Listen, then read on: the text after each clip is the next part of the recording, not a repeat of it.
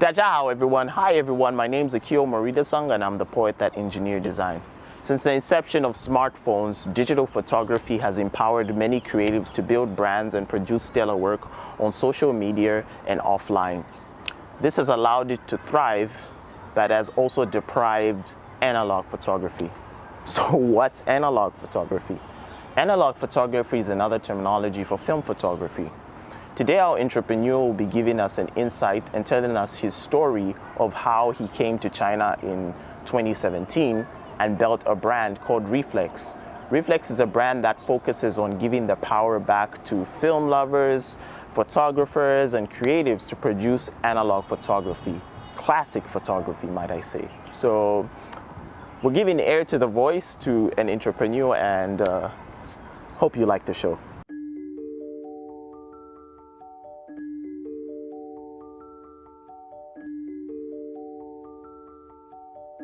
We're always fascinated by the people that take the videos and photography, but I don't think we ever come to think of the people that actually make the cameras. Right now, I'm with an innovator who's going to express himself and tell us about his brand, which is building a new novel kind of camera. So let me not talk much. Could you please introduce yourself and express your brand? I'm Laurence, the founder of Reflex. Reflex is a camera brand and a lens brand. We produce both, and the idea to design a camera from the ground up came when there's a lot of young people that are going back into shooting film, 35 millimeters, analog photography. And there's still a lot of secondhand 35 millimeter cameras out there, but about 2 years ago, the last production was stopped on any of the major SLRs. So there's no new ones being made anymore. And I thought, well, that's going to be a shame because that's the end of an era, and there should at least be one new alternative to a world of secondhand cameras. But then I realized that you have to be. I didn't want to make something that was pure nostalgia or a very niche type of tool. So we started to design the camera in a modular way. So this is the Reflex camera, and basically what you can do is you can take the film back off, and in a second phase we will be developing a digital back for it as well. So technically you could have one body and two types of photography, analog and digital photography. Okay, so why did you name it Reflex? Reflex was an easy name because SLR stands for single lens reflex camera, and it's been a word that has been used throughout the last 120 years in photography a lot. Kodak's had a model named Reflex. You had twin reflex cameras.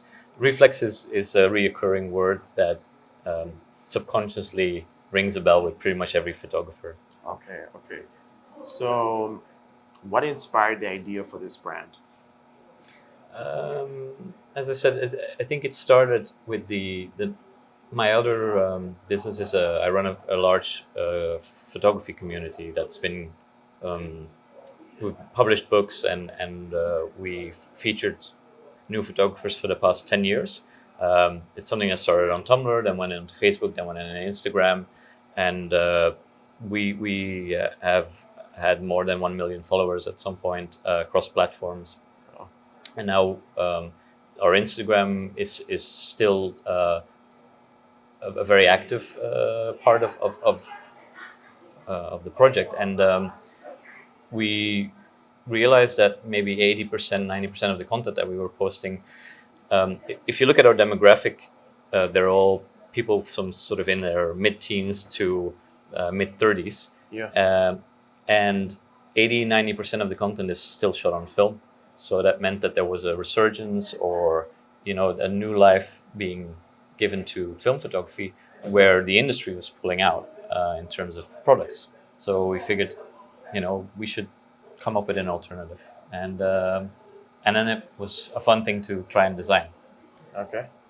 How long have you been building this project? So 2017 is when we made the first sketches back in the UK. So it's a UK-based company.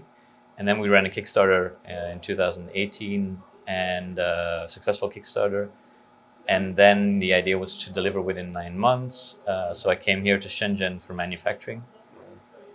But then, since then, we've had a lot of struggles. At some point, supply.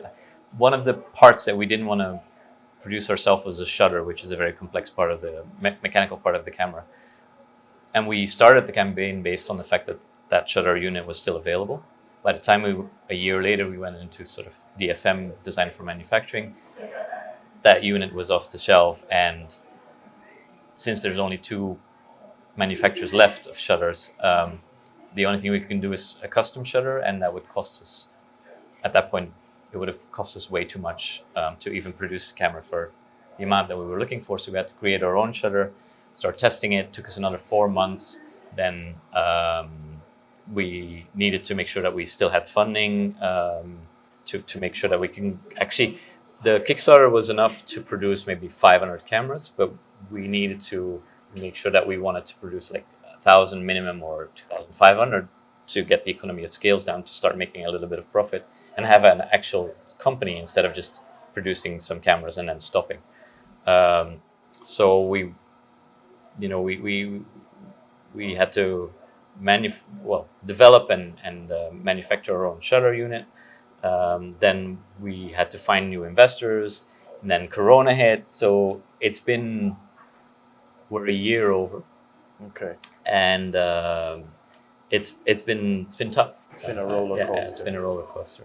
What would you tell people that want to build a brand, people that have got their own idea, the realities? I mean, you just mentioned some obstacles, right. But if there is something that give them faith. Right. So, I mean, the manufacturing process and the developing process and R&D, that's not necessarily part of what is building a brand. It's actually building a product. Yeah. So if you're saying a brand, then look at your product, look at your unique selling proposition. Yeah. Look at the market, and see what value you have to contribute to whatever industry you're interested in.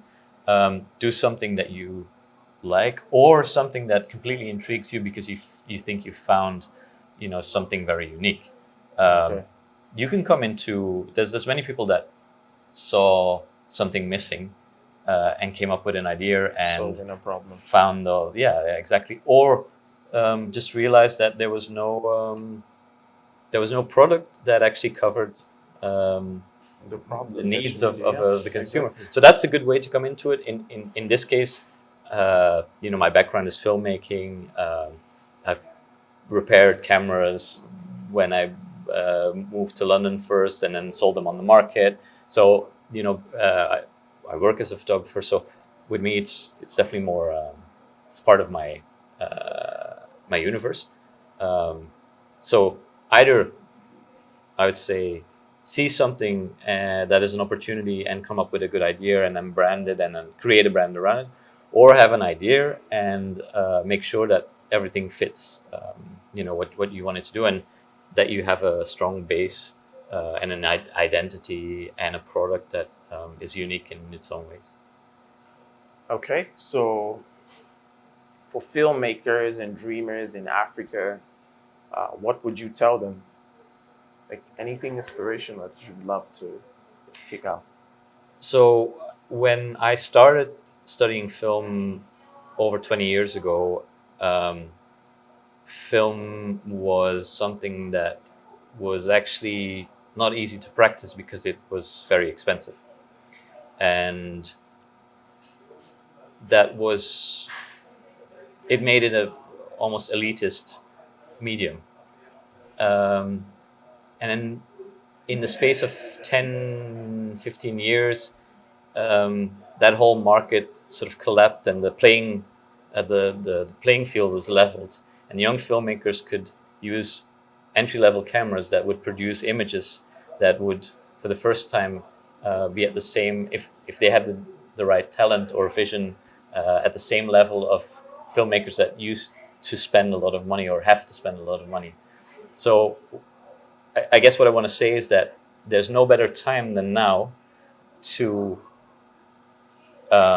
execute your vision as a filmmaker or as someone working with images, because it's become much more democratic. And if you guys are filming this on a, what is it, a 600 D600, you know, the image quality coming out of that camera, if you have a good story and if you have capable people behind it, you can make a beautiful looking film. Okay. And this is something that wasn't even remotely possible 10 years ago. Yeah. So now's the time. Yeah. All right. All right. Thank you for giving us the opportunity. And if you want to see more of this information, we're going to put down the link for your Kickstarter, and you can see the video. Cool. All right. If you have, so yeah, a pleasure to meet you. You too. For me, on a personal level, the ultimate satisfaction or the ultimate fulfillment in making Reflex is if Reflex would have made a difference in terms of the community, in terms of safeguarding analog photography for the future, then I would be extremely proud.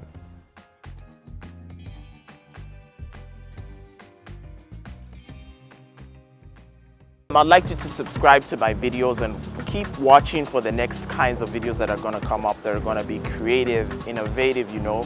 We're giving air to the voice to all the entrepreneurs, innovators in Shenzhen, Shanghai, Beijing, and subsequently the world. So, 再见, and see you next time.